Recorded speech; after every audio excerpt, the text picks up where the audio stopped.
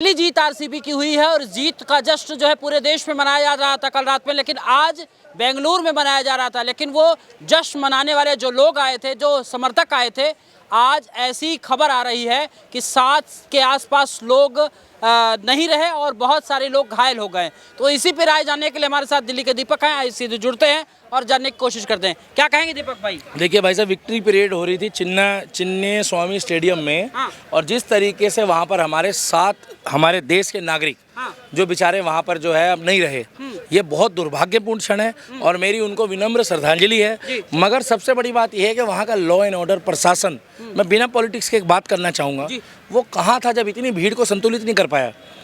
कई लोग उसमें घायल हैं, लगभग 50 के आसपास लोग उसमें घायल बताए जा रहे हैं। मगर जो नेता थे वो अंदर 40 करोड़ लोग ऑनलाइन देख रहे थे। ये वो 40 करोड़ लोग हैं जो ऑनलाइन के माध्यम से देख रहे थे। और कितने करोड़ लोग तो भाई साहब टीवी में देख रहे होंगे, डिश टीवी या टाटा स्काई या जो केबल के माध्यम से होता है।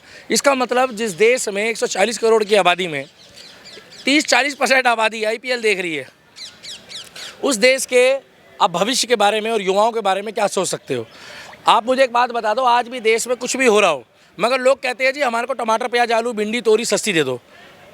क्या? मगर देश में क्या हो रहा है हमें ये नहीं पता। और एक बार मैच का स्कोर बता दो। मगर आज भी दुर्भाग्यपूर्ण क्षण है कि जो 7 लोग मारे गए हैं, जो 7 लोग इस दुनिया में नहीं है, उसके लिए हमारी भावपूर्ण श्रद्धांजलि है। मगर जिस तरीके से वहाँ का मंत्रिमंडल बैठ के अंदर जश्न मना रहा है, वो बहुत सोचने वाली बात है।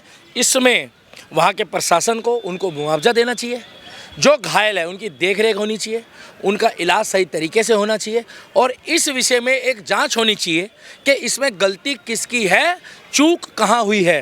अगर यही गलती से उत्तर प्रदेश में हुआ होता, यही भगवान ना करे जैसे महाकुंभ में जब हुआ था, देखा था आपने किस तरीके से लोगों ने जो है उसमें मसाला लगाया, किस तरीके से लोगों ने मजाक बनाया। वो तो आस्था थी, तो लोगों ने फिर भी ऐसी कोई बात नहीं बोली भाई साहब, वो तो आस्था थी। अब आप बता दो, बुरा मत मानना, IPL मैच जीत रहा है कोई फाइनल, इसमें कौन सी आस्था है भाई साहब? सही बात है। इसमें किसका कौन सा धर्म या कौन सा? हाँ, एक टीम है, एक हमारे देश में बेंगलुरु है, वहाँ पर उस सिटी की लोग जीते, खुशी है, भावनाएं जुड़ी है। बाकी अगर आप कहोगे तो ऐसा कोई बहुत गंभीर विषय या बहुत कोई गंभीर चीज़ नहीं है। अब लोग कह रहे हैं, कोई कह रहा है अरे पंजाब हार गई, कोई कह रहा है जी बेंगलुरु जीत गई, कोई कह रहा है जी मैं अपनी वाइफ को तलाक दे दूंगा। अब बुढ़वा गुड़वा हो क्या, गांजा पी लिया है क्या? एक कह रहा था कि अगर RCB नहीं जीतेगी तो मैं अपनी वाइफ को तलाक दे दूंगा। बेवकूफ़ी है ये। कुछ कुछ लोग ये कह रहे हैं कि भैया अगर RCB नहीं जीतेगी तो मैं बच्चे पैदा नहीं करूंगा, और अगर मैच ड्रॉ हो गया तो फिर क्या बेकार में चुतियापा चल रहा है देश में।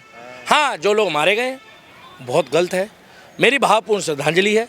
मैंने पूरे IPL के मैच में, भगवान कसम, मुझे अभी तक जितने भी मैच हुए मुझे ये नहीं पता कि कौन सा आगे कौन सा पीछे, ना मैं इंटरेस्टेड हूँ।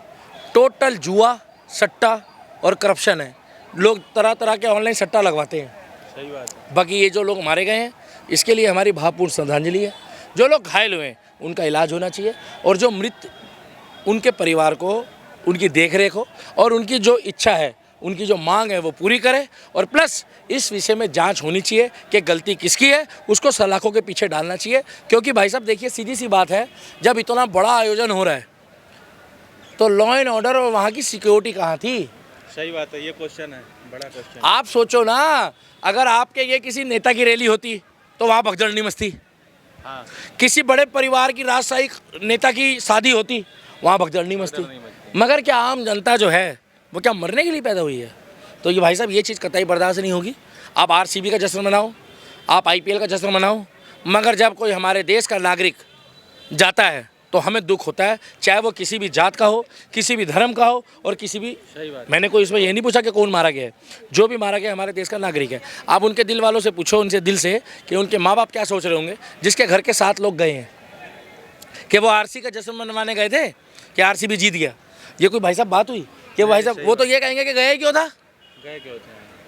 तो बहुत दुर्भाग्यपूर्ण क्षण है कि जो बेंगलुरु में घटना हुई है चिन्ना स्वामी स्टेडियम में, और इसकी जांच होनी चाहिए। RCB जीती है, हमें कोई दिक्कत नहीं है। RCB जीतती, बेंगलुरु जीतती, दिल्ली डेयरडेविल्स जीतती, अरे मेरे तो बाजू में है मैदान, अरुण जेटली स्टेडियम, स्वर्गीय।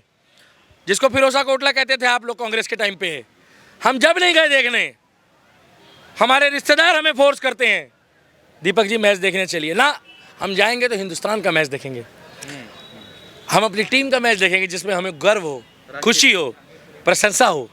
और पाकिस्तान की जब ले रहे होगे तो हम उसका देखेंगे, चाहे इंडिया के बाहर जाए हम, क्योंकि इंडिया में तो आ नहीं सकते वो लोग। मगर ये जो आजकल एक नया दौर चला है, मैं इसका ना समर्थन करता हूँ।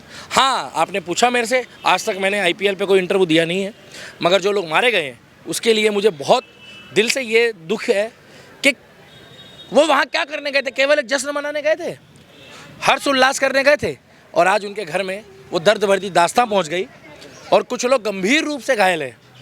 लेकिन दीपक भाई, अभी आप कह रहे थे कि जब आप देख रहे थे तो 40 करोड़ लोग देख रहे थे, तो उसमें पाकिस्तान भी होगा, देख रहा होगा। अब पाकिस्तान तो देखो बहुत कुछ देखता है, पाकिस्तान तो ये भी देखता है कि हम लोग पानी से गाड़ी धो रहे हैं, उनके पास पीने को नहीं है, पानी नहीं। हम लोग अपने मकान धो रहे हैं, फर्श धो रहे हैं।